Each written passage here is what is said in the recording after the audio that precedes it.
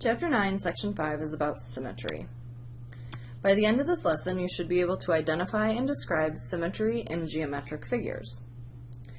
So a figure has symmetry if there's a transformation where the image matches up with the pre-image.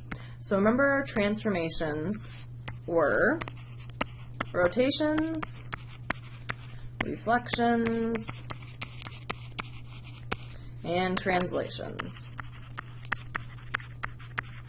So we want to somehow move something around so that what we end up with is the same as what we started with. And we're going to focus on rotations and reflections. So a figure has line symmetry or reflection symmetry if it can be reflected across the line so that the image coincides with the pre-image. This is your classic shape of this. Remember when you used to take a piece of paper, you'd cut it in half and you'd cut something like this out? When you opened it up, you got a heart. That fold was your line of symmetry. This can also be called the axis of symmetry, and it divides the figure into two congruent halves. So everything over here is exactly the same as everything over here. It's just a reflection or a mirror image. So tell whether the figure has line symmetry. If so, draw all the lines of symmetry. So this first one here, the star, is symmetric. If I cut it in half right here, I end up with the same thing on both sides. But then we can easily turn the paper, and if I cut it right here, it would also have the same thing on both sides. And hopefully you can get the pattern that we can end up doing this all of those different ways through the points of the star. But then also, if I cut it through the concave parts right there, that would give me the exact same thing on both sides. So we end up with 8 different lines here. 4 that go through the points and 4 that go through the opposite of the points. This triangle, there is no way that I can draw a line through it and have it be symmetric, have the same thing on both sides. Something like this obviously doesn't work, something up and down doesn't work, even diagonal, we're not going to end up with the same thing on both sides. So, no. And we can say yes. And there's 8 lines. So rotational symmetry or radial symmetry is something that happens when you can rotate a shape and it has to be an angle greater than 0 and less than 360, because every shape, if you rotate it 360 degrees, that means all the way around, it's going to be on itself again. But if something can happen in between 0 and 360, that image or that object has rotational symmetry. So this square right here has rotational symmetry because if I turn it just 90 degrees, it ends up being this square again. So the angle of rotational symmetry is the smallest angle through which a figure can be rotated to match up. So 90 works, but also 180 works, and 270 works. But because 90 is the smallest, that's the angle of rotational symmetry. The number of times the figure matches up through 360 degrees is called the order of rotational symmetry. So this square's angle of rotational symmetry is 90 degrees, and it can happen 4 times before it ends up being exactly the same way that it was in the beginning. So tell whether each figure has rotational symmetry. If so, give the angle of rotational symmetry and the order of the symmetry. This shape here, because of the distance above these 2 lines, this and then there's nothing here, this does not have rotational symmetry. If I flip this over, I get a totally different shape.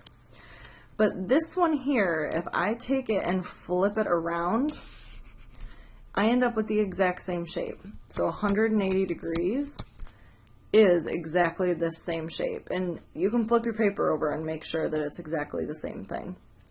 The order of the symmetry, because it's 180 degrees, it can only be flipped around twice before it's the same shape again. So the order is 2.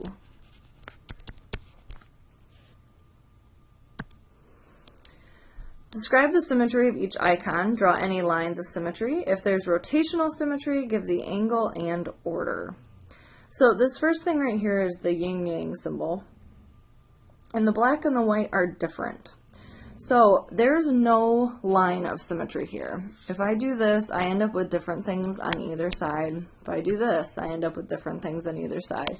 Because it's a circle, I could keep on going all the way around, but we'd end up with different things. Rotational symmetry would mean I would have to turn it. And if I turn it 180 degrees, that means the white part is now on top and the black part's now on the bottom. So it's not the same shape. So no symmetry. But now this diamond here has a lot of symmetry. It has some lines of symmetry. If I cut it right here, I'd end up with the same thing on both sides. And right here, the same thing on both sides. Also, these diagonals here, and this one over there. So there's my lines of symmetry. I have 1, 2, 3, 4 of them. And it also has rotational symmetry. And because it's a square like this, we can see that if we rotate it 90 degrees, it ends up being the exact same shape. So the angle of symmetry is 90 degrees, and the order is 4, because it's going to rotate around 4 times before it becomes the original shape.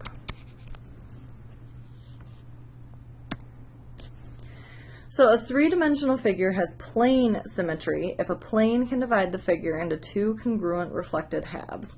So this has to be 3D. Everything that we've done so far has been 2D.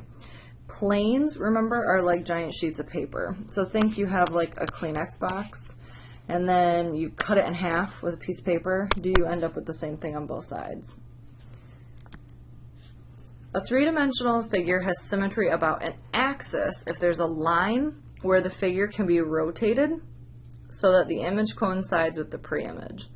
So something like this cylinder here, if I take it and rotate it around that line in between there, I can rotate it an infinite number of times and I end up with the exact same shape.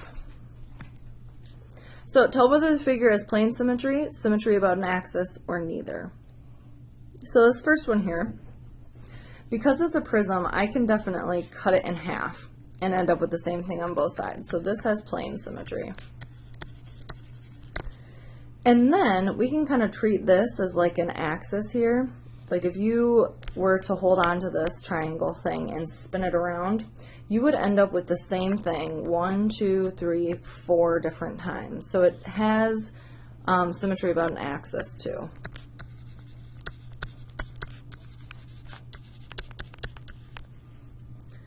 Where this L over here, I could put a plane right in here and chop this thing in half. So it has plane symmetry. But there's no way that I can draw some axis, some line through this and end up with the same thing. The L would be over here for a little bit, it would come out to us, and then it would go backwards, and then it would eventually come back to where it is, but that was 360 degrees around. So you should be able to identify and describe symmetry in geometric figures, and we will do much more practice in class, so make sure you write down any questions you have and we can go over them then. Enjoy your night.